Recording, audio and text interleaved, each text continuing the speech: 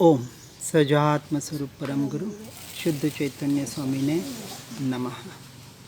स्यद्वादिनय षट द्रव्य गुण पर्याय आर प्रमाण का जड़ कर्म चेतन बंध का परु कर्म के अवसान का कह कर स्वरूप यथार्थ जग का जो किया उपकार है उसके लिए जिन वाणी माँ को वंदना शतवार है, वंदना शतवार। श्री प्रवचन सार जी के चरणानुयोग सूचक चुलिका में जो देख रहे हैं कि गाथा 233 में देखा हमने कि पर आत्मज्ञान और परम आत्मज्ञान से जो शून्य है, रहित है, जिन्होंने आगम के द्वारा क्षपशम के द्वारा सद्गुरु सतशास्त्र के द्वारा यथार्थ स्वरूप को समझकर निर्णय नहीं किया है, वह जीव परम आत्मा के पद को यानी केवल ज्ञान को प्राप्त नहीं कर सकते। इस प्रकार जिसे स्वपर का ज्ञान तथा परमात्म तत्व का ज्ञान नहीं है, उसे ज्ञान न होने से मोह आदि द्रव्य भाव कर्मों का क्षय नहीं होता तथा परमात्म निष्ठता के अभाव के कारण ज्ञप्ति का परिवर्तन नहीं टलने से, यानी जो जानना परद्रव्य पर भावों का हो रहा है, वहाँ से दृष्टि हटाकर जो स्वद्रव्य पे करनी थी वह नहीं टलने से ज्ञप्ति परिवर्तन रूप कर्मों का भी क्षय नहीं होता है। इसलिए मोक्षार्थियों को सर्व प्रकार से सर्वज्ञ कथित आगम का सेवन करना चाहिए। अब मोक्ष मार्ग पर चलने वालों को आगम की एक चक्षु है ऐसा उपदेश करते हैं गाथा 234 में कि साधु आगम चक्षु यानी आगम रूप चक्षु वाले सर्व प्राणी इंद्रिय चक्षु वाले हैं, देव अवधि चक्षु है, प्राणी इंद्रिय चक्षु वाली है, देव अवधि चक्षु वाले है और सिद्ध सर्वतः चक्षु अर्थात सर्व ओर से चक्षु वाले अर्थात सर्वात्म प्रदेशों से चक्षुवान है, इस गाथा से बताते हैं। प्रथम तो इस लोक में भगवान सिद्ध ही शुद्ध ज्ञानमय होने से सर्वतः चक्षु वाले हैं। चक्षु यानी दृष्टि समझना, आत्मदृष्टि, स्वरूप दृष्टि, और शेष सभी भूत जीव मूर्त द्रव्यों में ही उनकी दृष्टि लगने से इंद्रिय चक्षु वाले हैं, यानी इंद्रियों के द्वारा जानने वाले अपने को मान रहे हैं। देव सूक्ष्मत्व विशिष्ट मूर्त द्रव्यों को ग्रहण करते हैं, इसलिए वे अवधि चक्षु वाले हैं, वहाँ उन्हें अवधि ज्ञान होता है। अथवा वे भी मात्र रूपी द्रव्यों को देखते हैं, इसलिए उन्हें इंद्रिय चक्षु वालों से अलग न किया जाए तो इंद्रिय चक्षु ही है। इस प्रकार यह सभी संसारी मोह से उपहत होने से यानी मोह से घायल होने से, अशुद्ध मलिन या भ्रष्ट होने से, कारण ज्ञेयनिष्ठ होने से, ज्ञान निष्ठता का मूल जो शुद्धात्म तत्व का संवेदन है उससे साध्य यानी साधने वाला ऐसा सर्वतः चक्षुपना यानी सिद्धपना उनके सिद्ध नहीं होता। तो सिर्फ इंद्रियों के द्वारा जो जानने का कार्य कर रहे हैं उन्हें यह सर्वतः चक्षुपना सिद्ध नहीं होता। अब उस सिद्धि के लिए यानी सिद्ध परमात्मा की सिद्धि के लिए भगवंत श्रवण आगम चक्षु होते हैं ऐसा कह रहे हैं। यद्यपि ज्ञेय और ज्ञान का पारस्परिक मिलन हो जाने से उन्हें भिन्न करना अशक्य है, अर्थात ज्ञेय और ज्ञान में ज्ञात न हो ऐसा करना अशक्य है, तथापि वे उस आगम चक्षु से स्वपर का विभाग करके महामोह को जिनने भेद डाला है ऐसे वर्तते हुए परमात्मा को पाकर सतत ज्ञान निष्ठ ही रहते हैं। वैसे ज्ञेय और ज्ञान को अलग किया नहीं जा सकता, क्योंकि ज्ञेय ज्ञान में ज्ञेय जानने में आएंगे, लेकिन निरंतर पुरुषार्थ के बल पर ज्ञेय का विषय ज्ञान को बनाते हुए निरंतर ज्ञान स्वभाव को दृष्टि का विषय बना रहे हैं। इसलिए अपेक्षा से कहा जाता है कि केवलियों के और सिद्धों के ज्ञान में सब कुछ झलक रहा है। ये ज्ञेय झलकते हुए भी उनकी दृष्टि हर समय अपने द्रव्य पर है, इस बात को यहाँ बताने का प्रयास किया। इसलिए जिन्होंने मोह को भेद डाला है, ऐसे जीव परमात्मा तत्व में ज्ञान निष्ठ ही रहते हैं, यानी निरंतर अपने ज्ञान स्वभाव रूपी ज्ञायक भाव में ही रहते हैं। इससे ऐसा कहा जाता है कि मुमुक्षुओं को सब कुछ आगम रूप चक्षु द्वारा ही दिखता है, इस अपेक्षा से, क्योंकि पहले बाहर से क्षपशम ज्ञान पाया, जैसे कहा ना, क्षपशम लब्धि, उसके बाद विशुद्धि लब्धि, उसके बाद देशना लब्धि। अब देशना लब्धि फलीभूत होने के बाद भेद ज्ञान भेद विज्ञान रूप प्रायोग्य लब्धि के द्वारा अपनी आत्मानुभूति रूप कर्ण लब्धि को प्रकट करते हैं, यानी वहाँ टंकोत किरण अपनी आत्मा का सम्यक श्रद्धान रूपी सम्यक दर्शन को प्रकट करते हैं और आगे मोक्ष मार्ग में सिद्ध दशा तक पहुँचते हैं। अब यह समर्थन करते हैं कि आगम रूप चक्षु से सब कुछ दिखाई ही देता है। गाथा 235 में कह रहे हैं, समस्त पदार्थ विचित्र यानी अनेक प्रकार की गुण पर्यायों सहित आगम सिद्ध है, उन्हें भी वे श्रमण आगम द्वारा वास्तव में देखकर जानते हैं। अब टीका में कह रहे हैं, प्रथम तो आगम द्वारा सभी द्रव्य प्रमेय यानी ज्ञेय होते हैं, क्योंकि सर्वद्रव्य विस्पष्ट तर्कणा से अविरुद्ध है।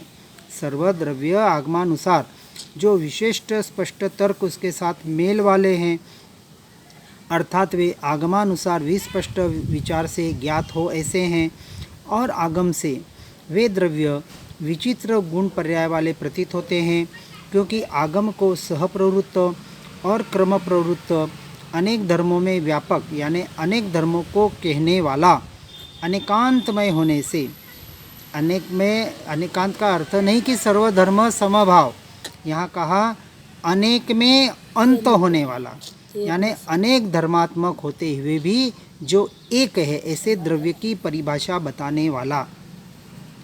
ऐसा द्रव्य श्रुत अनेकांतमय है और सर्वद्रव्यों के एक ही साथ और क्रमशः प्रवर्तमान अनेक धर्मों में व्याप्त यानी उन्हें कहने वाला अनेक धर्म द्रव्य श्रुत में है। यानी एक द्रव्य, जैसे मैं आत्मा द्रव्यात्मक भी हूँ, गुणात्मक भी हूँ और पर्यायात्मक भी हूँ। अनंत गुण और उस अनंत गुणों की अनंत पर्याय, इनके स्वरूप को बताने वाला अनेकांतमय, और ऐसे अनेकांत स्वरूप होते हुए भी जो सिर्फ एक है, उस एकता तक ले जाने वाला यह अनेकांतमय धर्म है। इससे सभी पदार्थ आगम सिद्ध ही है और वे श्रमणों को स्वयं ज्ञेयभूत होते हैं, क्योंकि श्रमण विचित्र गुण पर्याय वाले सर्वद्रव्यों में व्यापक सर्वद्रव्यों को जानने वाले अनेकांतात्मक श्रुत ज्ञानोपयोग रूप होकर परिणमित होते हैं। क्योंकि श्रुत ज्ञान अनेकांतात्मक है, सबको अनेक धर्म रूप प्रवर्तित करके उसके एकांत में यानी सम्यक एकांत में ले जाने का प्रयास करता है और पुरुषार्थ करने में हमें साधनभूत सहायभूत है। इसे ऐसा कहा है कि आगम चक्षुओं को कुछ भी अदृश्य नहीं है। अब आगम ज्ञान तत्पूर्वक तत्वार्थ श्रद्धान और तदुभयपूर्वक संयत तत्व की युगपतता को मोक्ष मार्ग का होने का नियम करते हैं, अर्थात ऐसा नियम सिद्ध करते हैं कि आगम ज्ञान तत्पूर्वक तत्वार्थ श्रद्धान और उन दोनों पूर्वक संयतपना, इन तीनों का साथ होना ही मोक्ष मार्ग है। अब गाथा 236 में कह रहे हैं, इस लोक में जिसकी आगम पूर्वक दृष्टि यानी दर्शन नहीं है, उसके संयम भी नहीं है। इस प्रकार सूत्र कहता है, और असंयत व श्रमण कैसे हो सकता है। अब टीका में कह रहे हैं, इस लोक में वास्तव में स्यात्कार जिसका चिन्ह है, ऐसे आगम पूर्वक तत्वार्थ श्रद्धान लक्षण वाली दृष्टि से जो शून्य है, क्योंकि आगम के द्वारा वस्तु स्वरूप को समझकर जब तक दोनों का यथार्थ भेद ज्ञान भेद विज्ञान नहीं करेगा, पर द्रव्यों को परद्रव्य और स्वद्रव्य को स्वद्रव्य जब तक नहीं मानेगा, तब तक तत्व का श्रद्धान यानी आत्मा का श्रद्धान भी नहीं होगा। इस अपेक्षा दृष्टि से वो शून्य है और उन सभी को प्रथम तो संयम ही सिद्ध नहीं होता, यानी बाहर का भले संयम आ जाए लेकिन तत्व का श्रद्धान नहीं है, तत्व की दृष्टि नहीं है, आत्मा की दृष्टि नहीं है, उसका संयम भी सिद्ध नहीं होता। क्यों नहीं होता? तो कह रहे हैं, पहला, स्वपर के विभाग के अभाव के कारण काया और कषायों के साथ एकता का अध्यवसाय करने वाले ऐसे वे जीव, क्योंकि स्वपर का भेद ज्ञान नहीं है। परद्रव्य किसे कहा, पर्याय गुण इनके भी भेदाभेद, भिन्न क्या है, अन्य क्या है, पर समय क्या है, स्व समय क्या है, इसके अभाव के कारण काया और कषायों के साथ एकता का अध्यवसान करने वाले, यानी काया की क्रिया को और मात्र कषायों की मंदता को जिन्होंने धर्म मान लिया। अब कहते कषाय बहुत मंद है, देखो कितना समताभावी है, अब बाहर से तीव्र क्रिया कर रहा है, शरीर को बहुत कष्ट दे रहा है, उपवास आदि 6 महीने के उपवास कर रहा है, बाहर साधु धर्म का श्रावक धर्म का पूरा पालन कर रहा है, हम उसकी जय जयकार करने लग जाते हैं। वहाँ भीतर अंतर्दृष्टि कितनी है इसका वहाँ कोई उपाय नहीं है। ऐसे जीव विषयों की अभिलाषा का निरोध नहीं होने से 6 जीव निकाय के घाती होकर सर्वतः यानी सब ओर से प्रवृत्ति करते हैं, इसलिए उनके सर्वथा निवृत्ति का अभाव है। यानी जिन जीवों को स्वपर का भेद ज्ञान नहीं है, उनके भले ही कदाचित पंचेंद्रियों के विषयों का संयोग दिखाई न देता हो, यानी बाहर से 5 इंद्रियों से विषयों से भले वो रहित है, 6 जीव निकाय की द्रव्य हिंसा न दिखाई देती हो, यानी जैना का भले पूरा पालन कर रहे हैं, और इस प्रकार संयोग से निवृत्ति दिखाई देती हो, बाहर जो संयोग संबंध है उससे निवृत्ति दिखाई दे रही है, तथा काया और कषाय के साथ एकत्व मानने वाले, यानी जो काया के साथ यानी मन वचन काया की क्रिया को जो धर्म मान रहे हैं और कषाय की मंदता को ही जो धर्म मान रहे हैं, उन जीवों के वास्तव में पंचेंद्रिय के विषयों की अभिलाषा का निरोध नहीं है और हिंसा का किंचित मात्र भी अभाव नहीं है, क्योंकि सर्वोत्कृष्ट हिंसा अनंतानुबंधी वाली वो अपनी कर रहे हैं, स्वयं की कर रहे हैं, स्वभाव में नहीं होने की वजह से। बाकी का काम वो भले कर रहे हैं लेकिन अनंतानुबंधी कर्म निरंतर बंध रहा है, जिसे हम मोहनीय कर्म कहते हैं। इस प्रकार पर भाव से किंचित मात्र भी निवृत्ति नहीं है।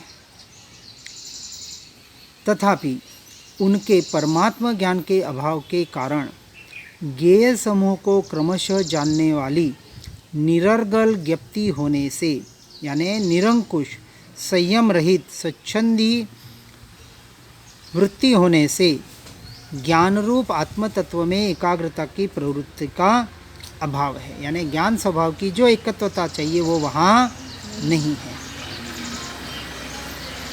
इस प्रकार उनके संयम सिद्ध नहीं होता, यानी संयम का एकमात्र अर्थ क्या है, अपनी आत्म स्थिरता स्वरूपाचरण चारित्र के आधार पर सकल चारित्र, यह वास्तविक संयम है।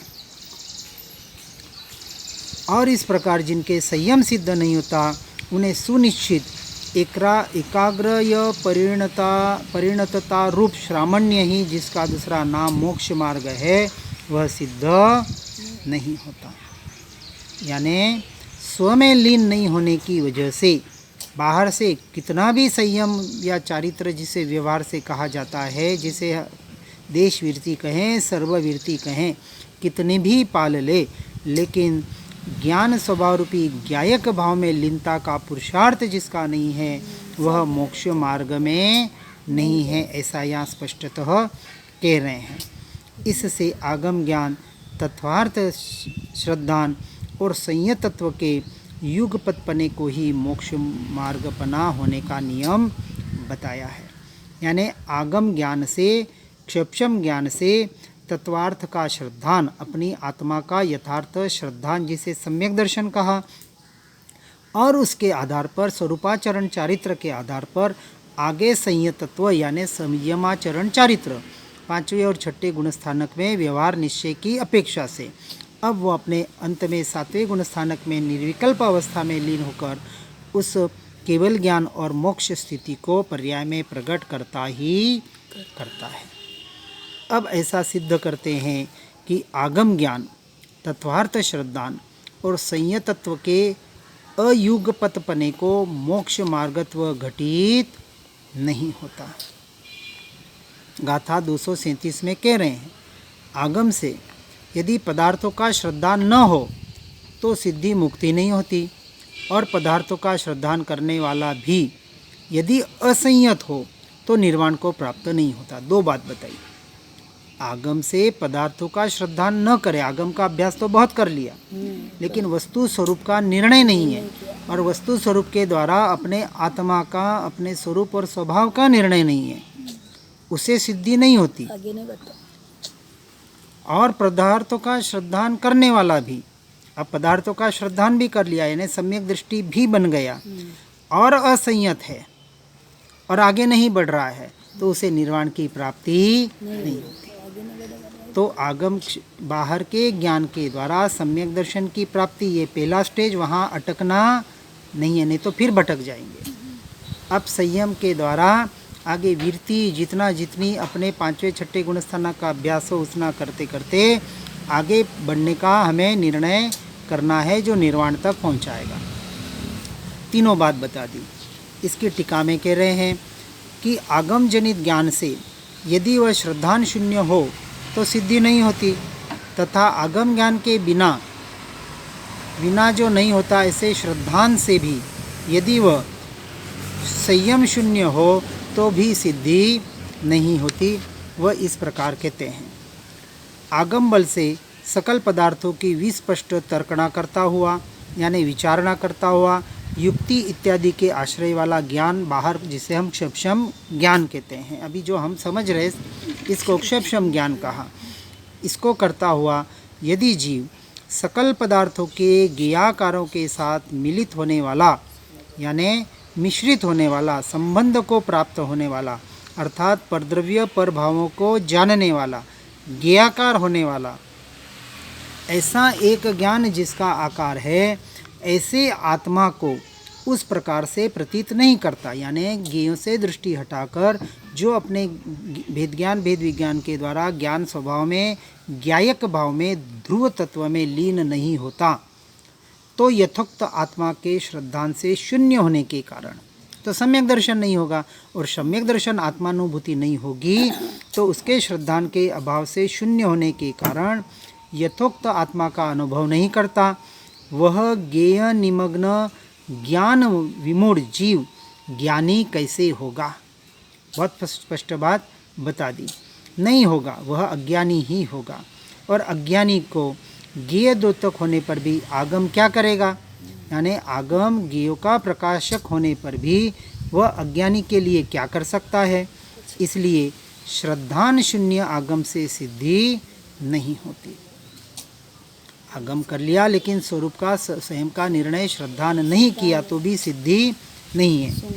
और सकल पदार्थों के ज्ञेयाकारों के साथ मिलित होता हुआ विशद एक ज्ञान जिसका आकार है, ऐसे आत्मा का श्रद्धान करता हुआ भी, अनुभव करता हुआ भी, यानी सम्यक दृष्टि जीव यदि अपने में ही संयमित यानी अंकुशित होकर नहीं रहता, अब सम्यक चारित्र का विषय है, अपने में ही अंकुशित यानी संयमित अपने आप में स्थिर होकर नहीं रहता, तो अनादि मोह राग द्वेष की वासना से जनित जो परद्रव्य में भ्रमण उसके कारण ऐसी स्वच्छंदी व्यभिचारिणी, ऐसी जो यह पर्याय, ऐसी चित्तवृत्ति, ऐसे चैतन्य की परिणति अपने में ही रहने से वासना रहित निष्कंप एक तत्व में लीन चित्तवृत्ति का अभाव होने से, यानी जो स्वरूप रमणता का सम्यक चारित्र का भी पुरुषार्थ नहीं करता है, वह संयत कैसे होगा? अर्थात नहीं होगा, असंयत ही होगा। और असंयत को यथोक्त आत्मतत्व की प्रतीति रूप श्रद्धान या यथोक्त आत्मतत्व की अनुभूति रूप ज्ञान क्या करेगा? आत्मानुभूति हो गई, अब क्या करो? खाओ पियो और मजा करो? नहीं, अब आत्मानुभूति यह लक्ष्य। इतना ही नहीं, अब आत्मानुभूति के बाद आत्मरमणता का लक्ष्य, यानी देहाध्यास साथ में छोड़ने का उपाय। तो इस प्रकार से गुणस्थानक में आगे बढ़ते हुए वह उसका उपयोग करते हुए केवल ज्ञान और मोक्ष तक पहुँचने का प्रयास और पुरुषार्थ करेगा। इसलिए संयम शून्य श्रद्धान से या ज्ञान से भी सिद्धि नहीं होती।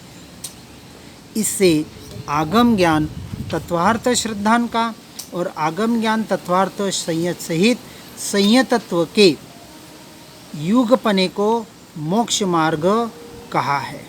इसके अलावा वह मोक्ष मार्ग वहाँ घटित नहीं होता। इस प्रकार से यथार्थ रूप से सुनकर समझकर इस बात को अपने जीवन में परिणमित करने का प्रयास और पुरुषार्थ हर जीव करे। इसी भावना के साथ ओम नमः सिद्धम। जिन वाणी के ज्ञान से हो सम्यक श्रद्धान, हो चारित्र महान, पाऊं पद निर्वाण। आत्म ही है देव निरंजन, आत्म ही सद्गुरु भाई।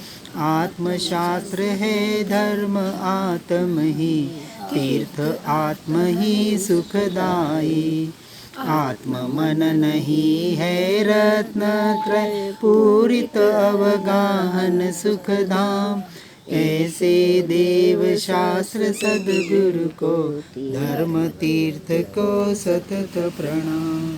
धर्म तीर्थ को सतत प्रणाम।